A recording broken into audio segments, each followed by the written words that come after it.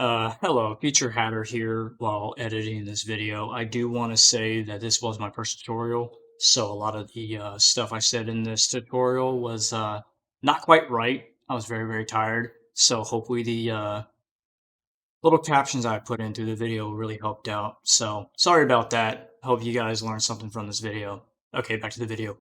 Hello everyone, I am the Mad Hatter, and today I'm going to show you how to do this effect.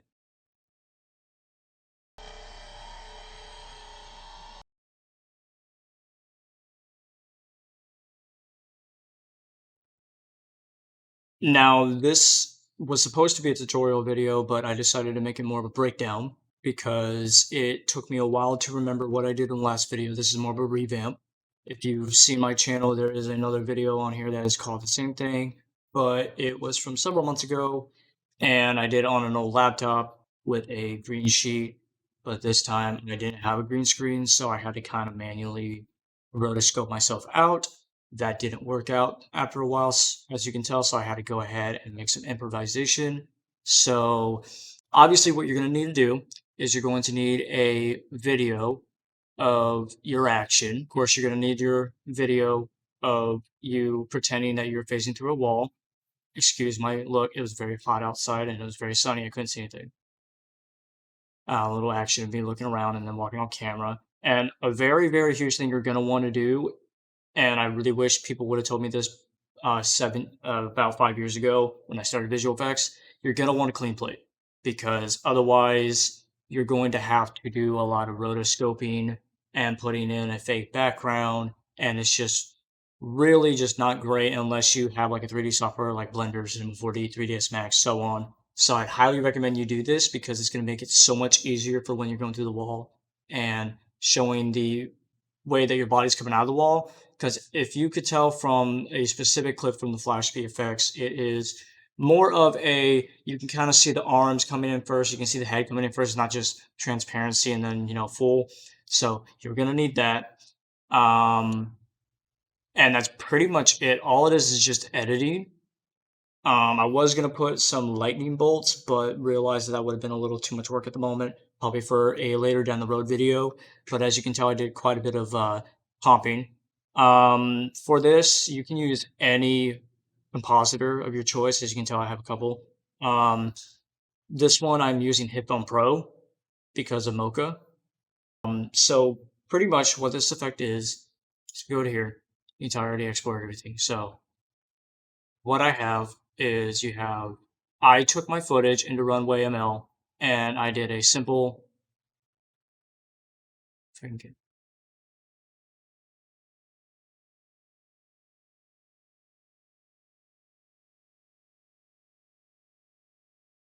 okay, so as you can tell, sorry for the confusion, this is my first tutorial. Um, this is a very low quality version of the video I just made, and it's from a really cool site called Runway ML. You can find definitely a lot of tutorials on that for you from YouTube from different people. So it basically cuts your image out for you. It's not perfect. It definitely has its issues, but for a small effect like this where you're barely going to notice it and it's vibrating, it's pretty decent. So let me delete that. So another thing you're going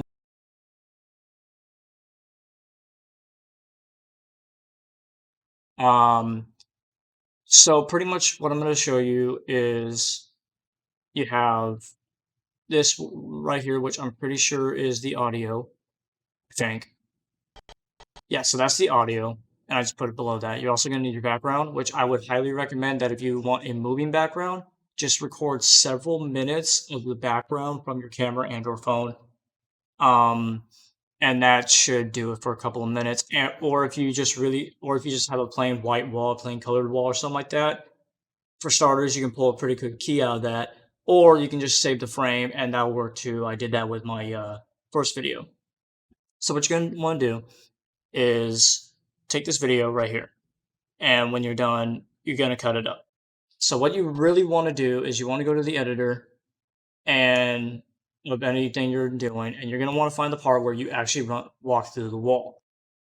So what I did is I found the part where I was coming out of the wall, I lowered the transparency, and I made sure that I cut it as soon as I was walking away from the wall. Because if you think about it, when I go back over to here, I made sure that I waited until after I was walking out of the wall. And right there, that's where I decided to put the overlay on top of it. So I cut part of the background, put it in front, and then I feathered a mask around it so it didn't look too, choppy or whatever. And what I did is I took my character right here, and if I go to controls, you can see that I have a couple effects lined up. So I did a quick key. I'm not going to go too into detail about the keying because FX Home definitely has a lot of tutorials on keying and green screening and lighting and everything else. So be sure to go watch their videos. They're really really fun to watch. So I did the keying, spill, matte, all that good stuff. Basic thing you want to do is you want to do the blur. Blur is very essential when it comes to phasing because if you look at the Flash TV show, every time he phases, it's his body's going so fast you can barely see it. So you do that. I did a radius of about 5 because if you go down to like 2 or something like that, you'd be able to see my character more, and you really don't want to have to see like the whole body. So if you said it's like 4 or something like that, or even 5, it will look a lot better. Alliterations, I usually just set to 2. You want to make sure this is a very very important one that I had to learn. You want to make sure that horizontal and vertical are clicked because if you do only horizontal, it's gonna look good, but it's gonna look way too. It's not gonna look exactly the way that it does in the show because it's going like this. And if you do vertical, it's just gonna make it look like you're going downwards. Like this would make more sense if you're like falling from the sky. So I always make sure that horizontal and vertical because that just makes it to where you blurred a lot. Um, I can't really remember what this was, so I just left it checked. As you can tell, I also keyframe the opacity. So when I come down here, you can tell that I keyframe the opacity to be 0 right here, and then slowly start fading in to reveal myself. Very easy to do. All you have to do is just click this button right here, keep it at 100, go backwards to where you know that you're coming out of the wall, or you're about to. Click the button, go back a couple of frames, and make it 0, and then you should have a good zoning or coming in effect kind of thing. Very sorry for my voice, by the way. It is currently 10 o'clock at night, and I'm just really, really tired. I've been working on this thing for like 2 hours. Um, where was I? Okay, so do that. And the most important part that I wanted to make sure to get was the mask. So what I did is I did a very rough shape around my character right here. Does not have to be perfect. It just needs to resemble the person. And I went ahead and made it to where that I keyframed the expansion of the mask. Because if you think about it, when you go backwards on the mask, it sinks in. And if you go forward, it zooms out a lot. Can't really tell because it's a very clean background.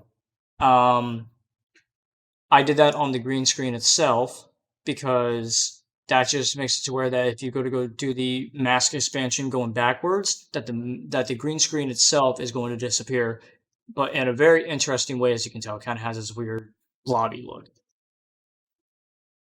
Now, one of the things that I would recommend is that if you really want, this was a very, very rough draft to show you the basics of how to do it. If you want a really realistic looking teleportation slash coming through a wall, I would highly recommend watching FX Home's teleportation video showing how to use a fractal noise as a mat for somebody disappearing. It's really cool. Highly recommended. Um, Another thing that I probably would recommend is hang on. Actually, that's yeah, that's pretty much it, to be honest. If I missed anything, please let me know. I tend to forget certain things, but basics is cutting at right point. Make sure that when you're filming, you always make sure that you take your position first, then you walk back, do the action, and then when you're cutting the video in an editor, always make sure that the first part is you doing the action, and the last part is you stopping the action. Um, One thing that I did add was instead of cutting out the part where I'm walking away, I left it in to show that I was coming out of my house and walking away. Um, One key thing you will notice is that the footage does kind of clip a little bit. That's only because the Runway ML is a lot lower quality than my phone. Runway ML, I think only Runway ML only exports at like a 720p resolution. My phone recorded at 1080p, so it's slightly a little bit off resolution, but I wasn't too worried because this was only for a demonstration. Um, so that's pretty much it. Another thing, all I did was is I just took the facing clip, put a curve onto it, and adjusted the blue a little bit to give it a little bit of a blue tint. I'm kind of biased. I love the color blue, so that's why I did it. I also thought it made the shirt pop out nice because of the blue and purple, and the blue and purple in the curves. But that's pretty much it. I would highly recommend if you really want to make this effect look good, shoot on a green screen or anything that can be used as a green screen. Rotoscoping is a complete pain in the butt, and it took me a while to do it in Mocha, and then I accidentally deleted it, and it wasn't fun. It's a lot of just cutting out the image. Rotoscoping is just a huge pain. You don't want to do it. So if you can, try to use a green screen. Now, if you were doing After Effects, they have a great tool on there for masking and then tracking the mask. I would highly recommend. Um, but yeah, this is pretty much a majority of the effect. Like I said, I wasn't gonna make a huge tutorial on anything. I was just kind of showing you how I did it. Also, for anyone wondering about the Spider-Man web shoot effect for Blender that I posted around October of last year, anyone looking for a tutorial, unfortunately, I cannot make one. I've forgotten all about how I did it. I tried going back and just could not remember how to do it. I watched the tutorial months ago, followed the guy a little bit, and then kind of did my own thing afterwards. But I will link his channel in the description to go see his tutorial. He made a great tutorial. His channel is called DaVinci Resolve. Very talented guy. So I highly recommend if you want to learn how to do that, just watch that tutorial. And all I did was just change the webbing, track a different thing, and boom, you have a Spider-Man effect. Um, but yeah, that's pretty much it. I'm gonna start trying to post more on YouTube. It's been a crazy year. Lots of stuff going on, but I'm gonna try my hardest to start posting a lot more and just tell me what you guys think. So thank you so much for watching. If you like this video, please leave a like, comment what effect you would want me to do next, whether it be 3D or 2D or whatever. Hopefully it's doable. Um, and make sure you're subscribed with the notification bell turned on so you don't miss any of my videos. Yeah, thank you so much for watching. Take care.